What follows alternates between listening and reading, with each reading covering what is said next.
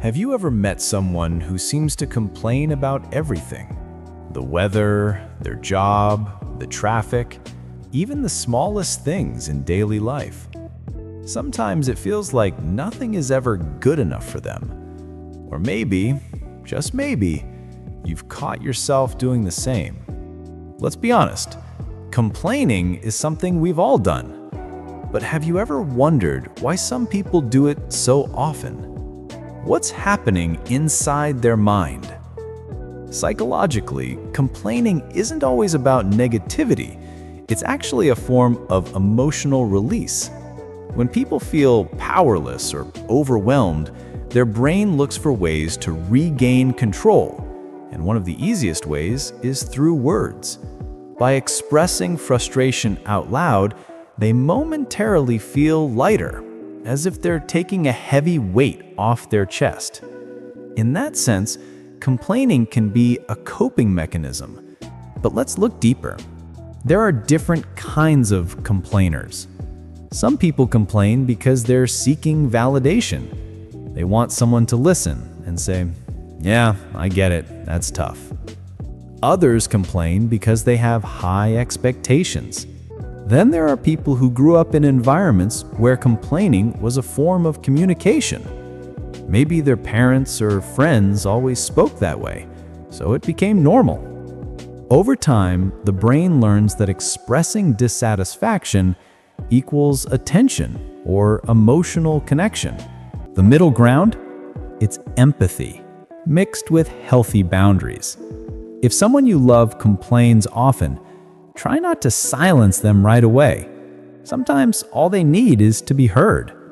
But also, it's okay to protect your energy by saying something gentle like, "I understand you're upset, but can we talk about solutions instead of just problems?"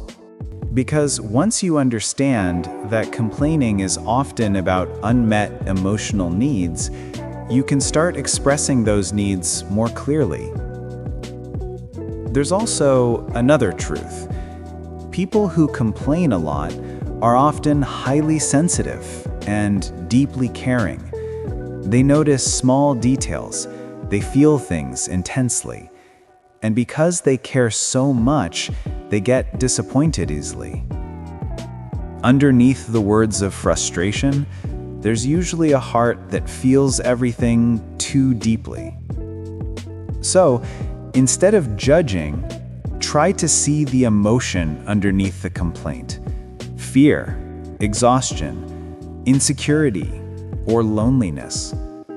Once you see that, the irritation turns into understanding. Psychologist and author of the book Emotional Intelligence 2.0, Travis Bradberry talks about how complaining can rewire our brains for negativity. In neuropsychology, there's a theory of neuroplasticity known as Hebb's law, introduced by Donald Hebb in 1949, which can be summarized as neurons that fire together wire together. This essentially means that habitual thought patterns become more strongly ingrained over time, as those connections are wired more strongly together with more use. Almost like walking a path through tall, thick grass. If you've never done it before and that path has never been trodden, it's quite difficult to pick out a path and push your way through all the thick grass. But the more frequently that path is walked, the more it becomes clearly defined and easy to go down. Repeated complaining rewires your brain to make future complaining more likely.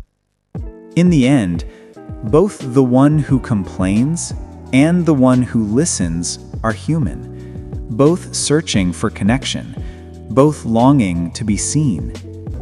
So, next time you or someone you love starts to complain, pause and look beneath the words. You might just find a heart asking quietly for understanding.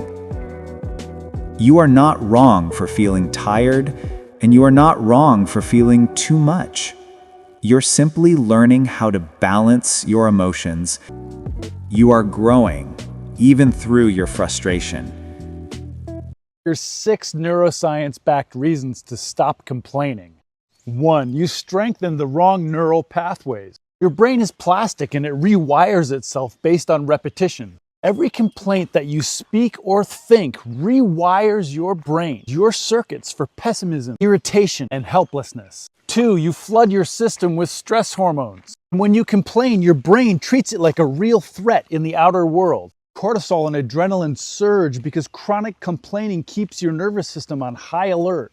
Chronic high alert state, chronic stress hormones are terrible for your brain. 3, you hijack your brain's salience network. The salience network decides what's important in your environment. And when you complain, you train it to prioritize negativity. So you literally start noticing more problems and fewer opportunities. 4, complaining disrupts the function of your prefrontal cortex, which is your brain's executive command center. This is the part of your brain responsible for decision-making, emotional regulation, and creativity.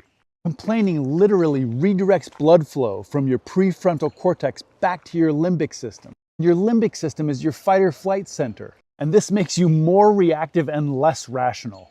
5, you decrease brain connectivity.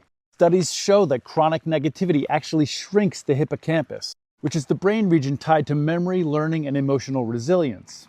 In other words, more complaints, less brain power. 6, you make your default mode network stuck in a rut of suffering. Your default mode network is like your brain's mental screensaver. If you feed it with constant complaining and negativity, it's just going to be a screensaver in your own brain, reminding you of all the reasons you should feel bad about it. 6, you make your default mode network stuck in a rut of suffering. This is so important. If you focus on complaining, you're focusing about all the worst and bad things on earth and in your life. This sets you in a rut of suffering. You need to break free and find things you are so passionate about and excited about, way more than problems. And then your mind can follow those. Listen to what this guy says here at the end. Complainers need problems, not people that give them solutions. So often, if you're trying to help complainers, they actually get irritated with you because they don't want solutions. They want to complain because that makes them feel better, which is a lie. Somebody was asking more or less like, what is the psychology behind this? These Kevins, these Karens, these complainers. And out of all, there was a bunch of different responses. This one was the best one. Shout outs to David Chasson for saying this. He said, it took me far too long to learn the answer to this one. People who like to complain do not need solutions. Instead, they need problems. If you solve their solution, they are undermining their ability to complain, which irritates them. Complainers need listeners, not problem solvers.